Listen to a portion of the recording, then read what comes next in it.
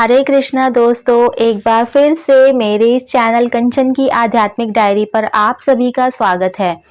आज की हमारी आध्यात्मिक डायरी में हम आमलकी एकादशी की कथा के बारे में जानेंगे। तो चलिए बिना देरी करे वीडियो को शुरू करते हैं। फागुन मास के शुक्ल पक्ष की एकादशी का नाम आमलकी एकादशी है। आमलकी एकादशी के दिन भक्त आंवले के पेड़ का पूजन करते हैं। ऐसा माना जाता है कि एकादशी के दिन भगवान विष्णु का वास आंवले के पेड़ में होता है। आमलकी एकादशी महाशिवरात्रि और होली के बीच आती है। आमलकी एकादशी के व्रत रखने वाले भक्तों को आमलकी एकादशी व्रत कथा जरूर सुननी चाहिए। कथा कुछ इस प्रकार से है। एक वैदिश नाम का नगर था जिसमें ब्राह्मण, क्षत्रिय, वैश्य, शूद्र चारों वर्ण के लोग खुशी खुशी रहा करते थे। नगर में वेद ध्वनि सदैव गूंजा करती थी तथा वहां पर कोई भी पापी, दुराचारी तथा नास्तिक नहीं था और ना ही उस नगर में कोई भी व्यक्ति दरिद्र या कंजूस था। उस नगर में चैत्ररथ नाम का राजा, चंद्रवंशी राजा राज्य किया करता था। वह बहुत ही धार्मिक और विद्वान था। सभी नगरवासी विष्णु भक्त थे और सभी एकादशी का व्रत किया करते थे। एक समय फागुन मास के शुक्ल पक्ष की आमलकी एकादशी आई। राजा प्रजा सब ने हर्षपूर्वक इस व्रत को किया। राजा अपनी प्रजा के साथ मंदिर में जाकर कुंभ स्थापित करके धूप, दीप, नैवेद्य, पंचतंत्र आदि से धात्री यानी कि आंवले का पूजन करने लगे और इस प्रकार स्तुति करने लगे। हे धात्री, तुम ब्रह्म स्वरूप हो, तुम ब्रह्मा जी द्वारा उत्पन्न हुए हो और समस्त पापों का नाश करने वाले हो। आपको मेरा नमस्कार है। अब तुम मेरा अर्घ स्वीकार करो। तुम श्री रामचंद्र जी द्वारा सम्मानित हो, ऐसी मैं प्रार्थना करता हूँ। अतः आप मेरे समस्त पापों का नाश करो। उस दिन रात्रि में राजा और प्रजा सभी ने मिलकर रात्रि जागरण किया।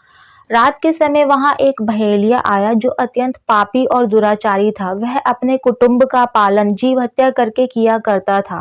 भूख और प्यास से व्याकुल वह बहेलिया मंदिर के एक कोने में आकर बैठ गया और उसने विष्णु भगवान तथा एकादशी महात्म की कथा सुनी और अन्य मनुष्यों की तरह पूरी रात जागकर बिता दी। प्रातः काल होते ही सभी लोग अपने घर चले गए और वह बहेलिया भी अपने घर चला गया। कुछ समय बीतने के बाद उस बहेलिये की मृत्यु हो गई, लेकिन आमलकी एकादशी के व्रत और जागरण के प्रभाव से उस बहेलिये ने राजा विदुरथ के घर जन्म लिया और उसका नाम वसुरथ रखा गया। युवा होने पर चतुरंगिनी सेना सहित और धन धान्य से युक्त होकर वह 10,000 गांवों का पालन करने लगा। वह तेज में सूर्य के समान, कांति में चंद्रमा के समान, वीरता में भगवान विष्णु के समान और क्षमा में पृथ्वी के समान था। वह अत्यंत धार्मिक, सत्यवादी, कर्मवीर और विष्णु भक्त था। वह अपनी प्रजा का समान भाव से पालन करता था। दान देना उसका नित्य कर्तव्य था। एक दिन वह राजा शिकार खेलने के लिए वन में गया।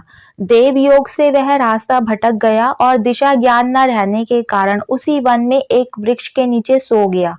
थोड़ी देर बाद डाकू वहां पर आए और राजा को अकेला देखकर उसकी तरफ दौड़े। डाकू कहने लगे कि ये वही राजा है जिसने हमारे माता, पिता, पुत्र, पौत्र आदि सगे संबंधियों को मारा है, अतः इस राजा को अवश्य मारना चाहिए।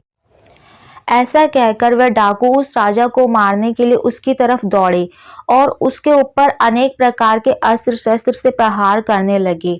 वे सब अस्त्र शस्त्र राजा के शरीर पर गिरते ही नष्ट हो जाते और उनका वार फूलों की तरह प्रतीत होता।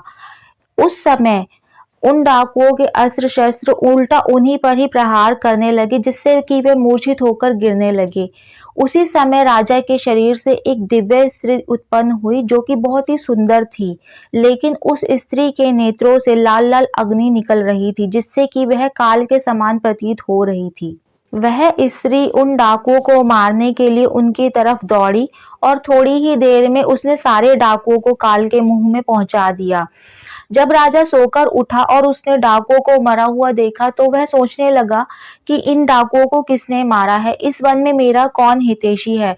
वह ऐसा विचार कर ही रहा था कि तभी एक आकाशवाणी हुई और आकाशवाणी से आवाज आई कि हे राजा, इस वन में विष्णु भगवान के अतिरिक्त तेरी कौन सहायता कर सकता है।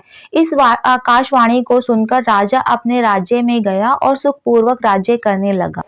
यह पूरी कथा महर्षि वशिष्ठ ने राजा मानधाता से कही थी।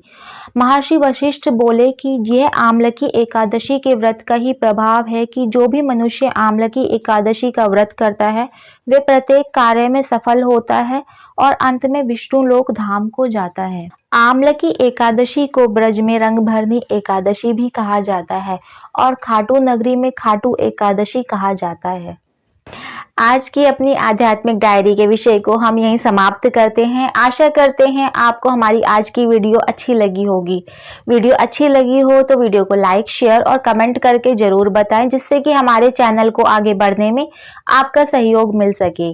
और हमारे इस चैनल कंचन की आध्यात्मिक डायरी को सब्सक्राइब करना और बेल आइकन पर क्लिक करना ना भूलें, ताकि नई नई वीडियोस की जानकारी आपको मिलती रहे। वीडियो को आखिर तक देखने के लिए आप सभी का धन्यवाद। अब मिलते हैं नेक्स्ट वीडियो में।